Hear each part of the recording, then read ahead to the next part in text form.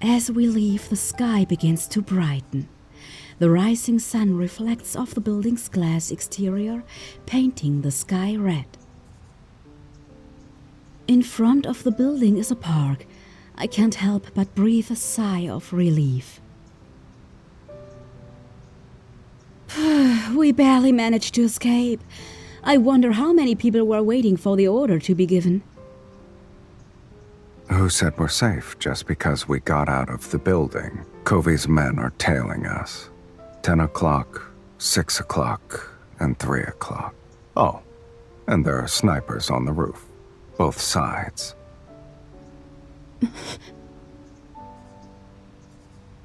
How does it feel to greet a new day with so many people lurking in the shadows? Sylus's face shows no sign of anxiety. His nonchalant tone makes it sound like he just said good morning. It feels more dangerous compared to the movies. A breakfast food cart slowly passes us. Sylus suddenly chuckles. Are you hungry? How can you have an appetite when there are so many people ready to ambush us? Considering how calm and collected you were at the card table, shouldn't having an appetite be easy for you?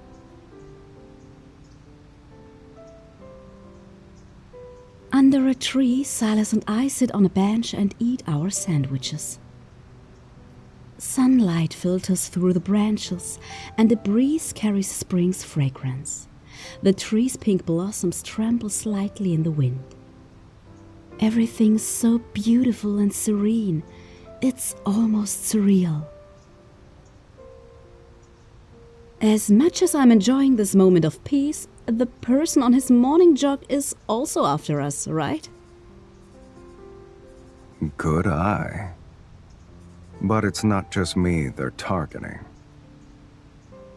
After all, you won the bid, sweetie. What bid?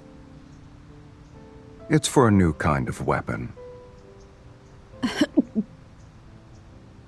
I joke and can't stop coughing after. They think I want to compete with them for weapons? Sylus pats my back and speaks in a somewhat teasing tone. The speed and momentum of your punches earlier didn't seem to care about who was present. They were after my life. I doubt I could take my time. But I listened to your advice. My punches are a lot faster now. Sylus thoughtfully looks at my hand.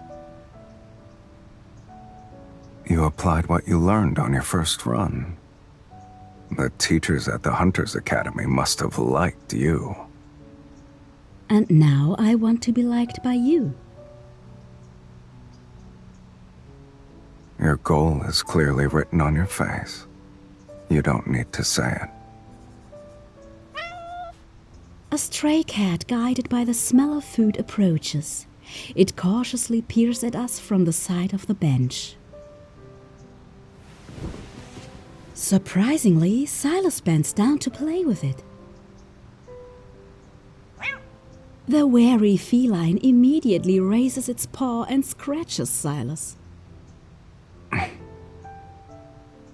You can't just touch strays.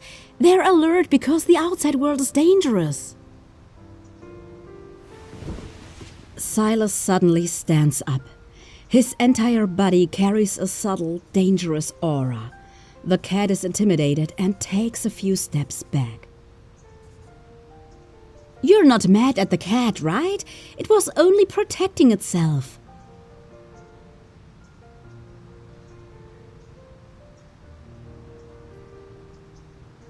Sylus walks over to the food truck on the side of the road.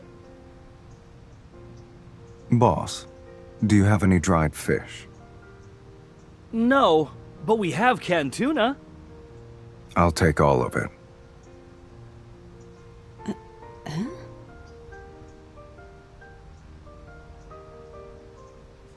Sylus arranges the canned tuna on the ground in a row. The cat calls over other stray cats. Sylus watches them eat side by side. The sharp contours of his face appear softer than usual. I just collected another puzzle piece related to Sylus. Your enemies would be shocked if they saw you like this. They'll probably wish to be reborn as animals in their next life. They wouldn't have to fight me then. Do you like animals? I don't like or dislike them. To me, they're harmless. But you're kinder to these weaklings than most. Just because you're stronger doesn't mean you stand above the weak.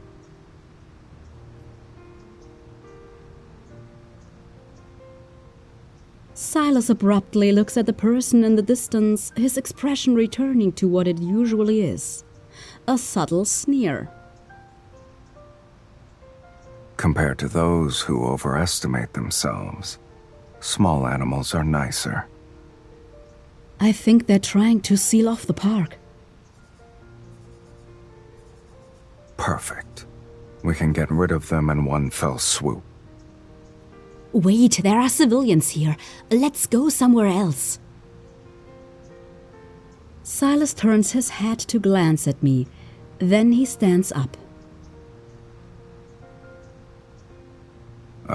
Yes.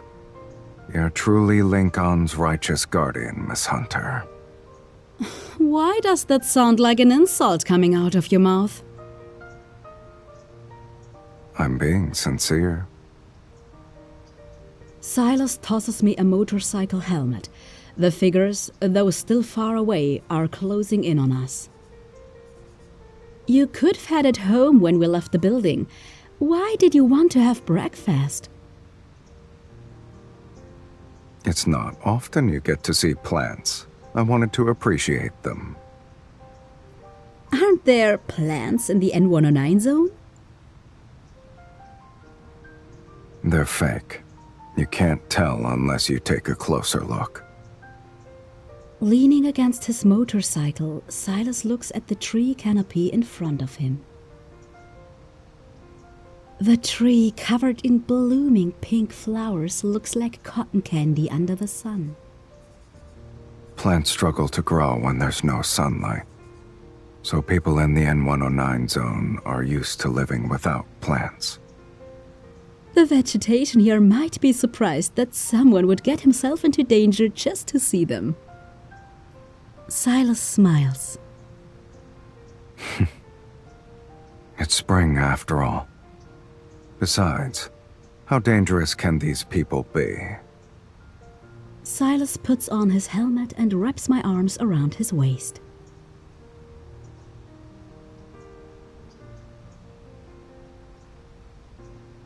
Hold on tight.